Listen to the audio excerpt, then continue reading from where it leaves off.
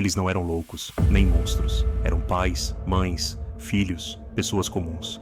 Gente que buscava justiça, comunidade, propósito, e encontraram tudo isso num lugar chamado Templo do Povo, liderados por um homem carismático, reverenciado como um salvador, obedecido como um deus.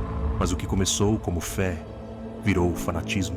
O que parecia um abrigo se tornou uma prisão. E no final, quase 1000 pessoas morreram, voluntariamente, juntas, em silêncio. O que faz uma multidão libertamente, acreditando que está fazendo a coisa certa?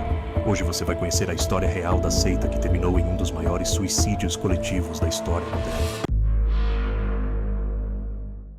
Ele parecia um pastor, mas também se dizia comunista. Falava de Jesus e de revolução. Desde cedo, Jim Jones soube como encantar uma multidão. Olhar firme, voz hipnótica, discurso inflamado. Prometia igualdade, prometia cura, prometia salvação. Criou o Templo do Povo com a promessa de uma comunidade sem racismo, sem pobreza, sem opressão. Era diferente das igrejas tradicionais. E foi exatamente isso que atraiu tanta gente. Ele acolhia os rejeitados, alimentava os famintos, chamava os esquecidos pelo nome, mas também vigiava todos de perto, gravava conversas, controlava o que seus seguidores liam, viam, com quem falavam. E quanto mais o templo crescia, mais ele acreditava ser um escolhido, um homem, com a missão de salvar o mundo, a qualquer custo. A imprensa começou a fazer perguntas. Ex-membros denunciaram abusos. A imagem de Jim Jones começou a desmoronar. Foi então que ele teve uma ideia: fugir dos holofotes e recomeçar, longe de tudo. Em meio à floresta da Guiana, nasceu Jonestown, um assentamento isolado, apresentado como o paraíso dos justos. Uma comunidade socialista, igualitária, onde ninguém passaria fome. Pelo menos, era isso que ele prometia. Mas, na prática, não havia liberdade. Os membros entregavam seus bens, moravam em alojamentos superlotados e viviam sob vigilância constante. Não havia imprensa, não havia saída. Havia medo e obediência. Jim Jones transmitia mensagens pelo alto-falante. O dia todo. Ordenava, gritava, doutrinava. Jonestown não era um paraíso. Era um experimento de controle total. Jim Jones já não era o mesmo. Frágil, paranoico, dependente de drogas. Passava dias trancado. E quando aparecia, falava em conspirações, traições, fim do mundo. Em 1978, um congressista americano, Leo Ryan, decidiu visitar Jonestown. Queria investigar denúncias de abusos. Foi recebido com aplausos, mas bastaram poucas horas para perceber que algo estava profundamente errado. Algumas pessoas lhe entregaram bilhetes escondidos, pediam ajuda, suplicavam por liberdade. Na manhã seguinte, Ryan tentou sair com 15 desertores, mas nunca chegou a embarcar. Na pista de pouso, homens armados enviados por Jim Jones abriram fogo. Mataram um congressista, jornalistas e ex-membros.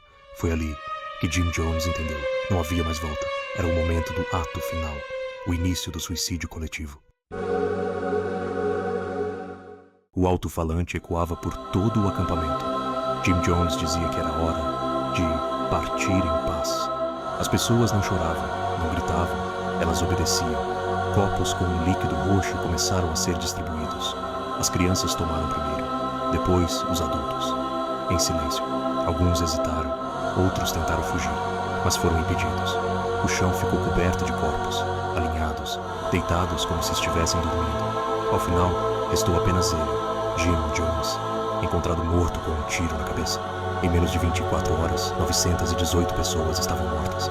Famílias inteiras, mulheres, crianças. Não foi um suicídio, foi um massacre disfarçado de fé.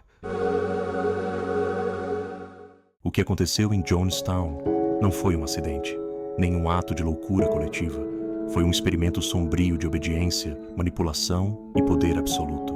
Pessoas comuns, com sonhos e fé, foram levadas ao limite. E quando cruzaram essa linha, já era tarde demais. Jim Jones não tirou apenas vidas. Ele apagou identidades, silenciou vozes, destruiu futuros. E o mais perturbador é que isso não aconteceu em outro século. Não foi uma ficção. Foi em 1978. E poderia acontecer de novo. A pergunta que fica é: quantas outras vozes ainda estão obedecendo em silêncio? Jonestown foi uma tragédia, mas também foi um aviso, um lembrete sombrio do que acontece quando líderes manipulam e quando vozes se calam. No próximo episódio, vamos entrar na mente daqueles que não sentem culpa, que mentem com naturalidade e convencem com um sorriso no rosto. Prepare-se para descobrir o que acontece na mente de um psicopata.